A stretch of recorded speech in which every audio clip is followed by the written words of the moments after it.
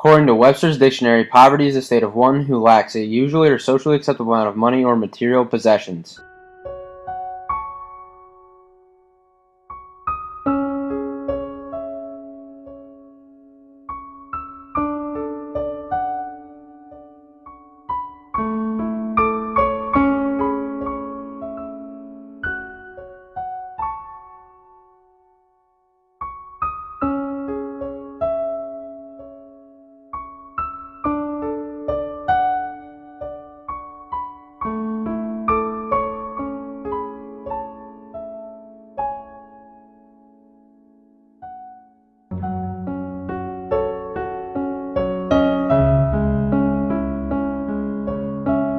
Every 24 hours, more than 21,000 children die of poverty or poverty-related preventable diseases, and that's just unacceptable. A person's life cannot be described by a definition or statistics. In order to understand poverty, one must actually experience it.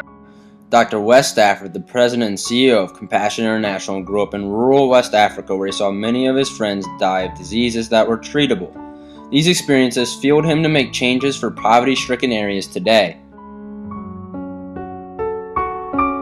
Can you touch on what it's like to be a middle school girl in the United States compared to a middle school girl in countries like Ecuador? Well, like Maria, when they get out of middle school, they don't go to high school and they don't go to college. They just start working right away. And us, we want more things like technology, basically.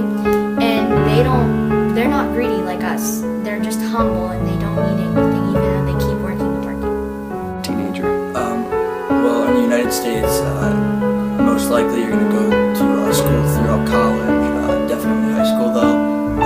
In Ecuador, other third world countries, they only go to 8th grade, and then that's basically the end of their school and educational career.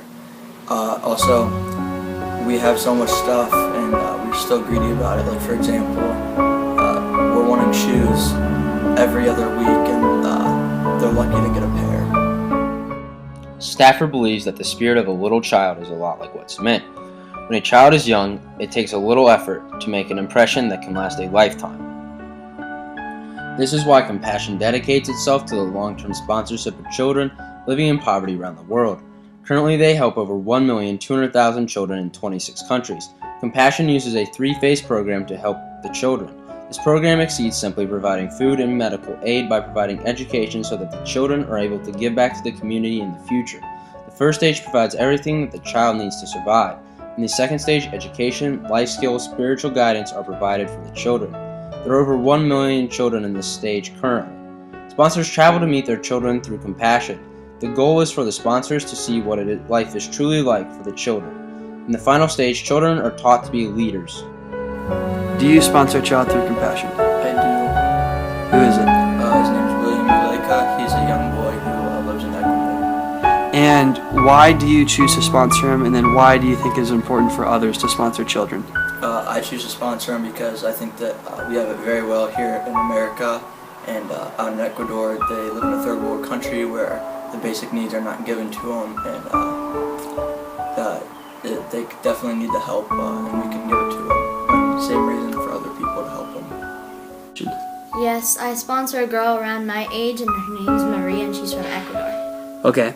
And why did you choose to sponsor her, and then why do you feel it's important for others to sponsor children as well? I chose to sponsor Maria because us in the U.S., we have a lot of necessities like a house, we're well fed, and we have parents that take care of us. And Maria, she doesn't have that much, and I just think that we should really help out.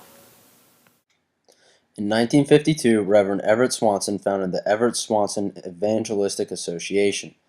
The goal was to help children who were orphaned by the war in South Korea. A year later, in 1953, he started to raise funds, and in 1954, sponsorship programs were developed to help support the orphans for a few dollars a month. The name was changed into Compassion in 1963.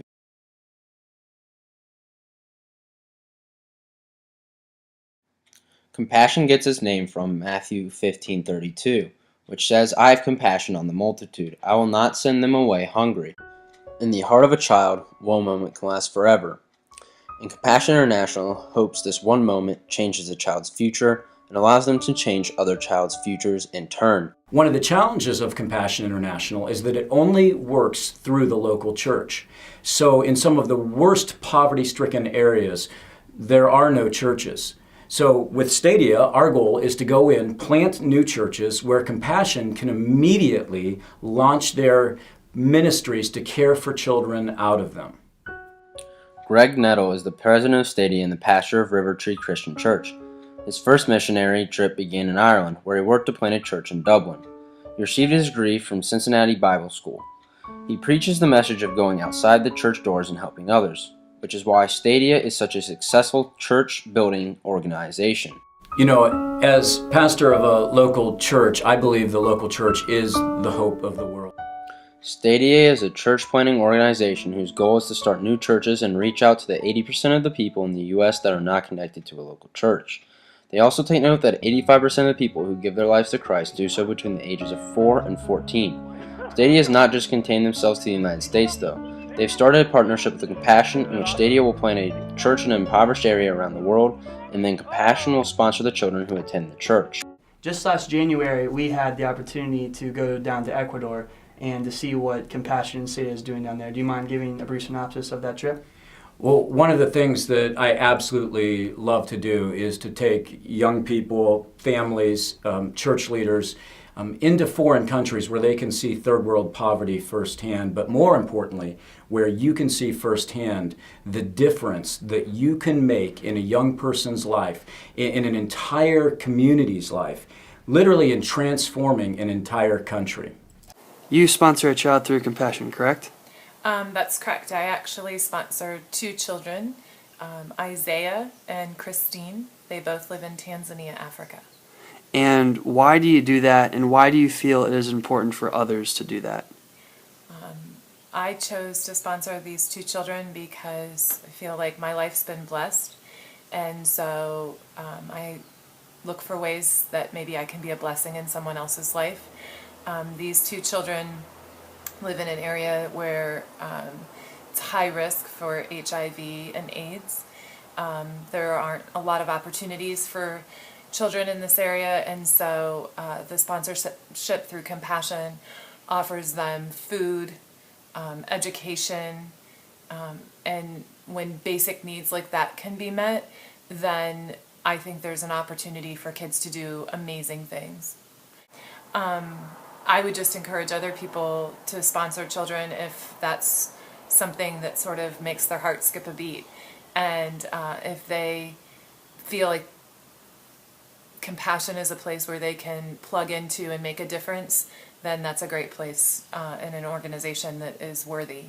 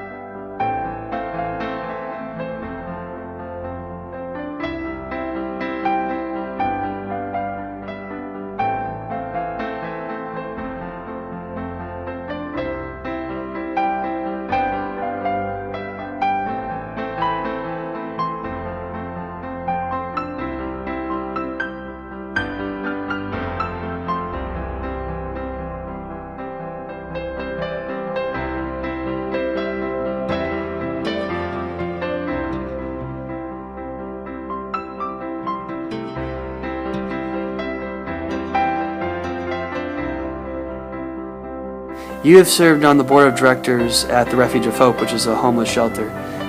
Can you tell us how that's provided maybe any insight or any motivation to help those in need? Sure. I actually currently serve as part of the board at Refuge of Hope in downtown Canton, and we provide emergency shelter for men, and we also serve 6 hot meals a week to anyone who's hungry. And what I've learned there is that everybody has a story, and it's really just, it's amazing to meet these people and to learn about their lives. And poverty can affect anyone. We have men who are homeless who have college educations, and we have people who have made bad choices and didn't have the benefit of a loving family to back them up. So everybody has a story. Everybody deserves a warm place to sleep at night and food. And so I feel very privileged to be able to help people have those 2 things in downtown Canton. You don't have to look very far to see people who are in need. And so I just always try to figure out what can I do to help, and this was a chance for me to maybe help closer to home. That just 6 years ago, that number was 30,000 children dying every 24 hours. So already, we've cut that down by 9,000 children every 24 hours. That's 63,000 children per week, more than 3 million children per year. Our vision is to see poverty eradicated. And I believe in your generation, Nate, and your friends, that can actually take place. Extreme poverty in our world will come to an end. There will be a time when children won't go to bed hungry at night. They'll have a bed to sleep in. They'll have a roof over their head.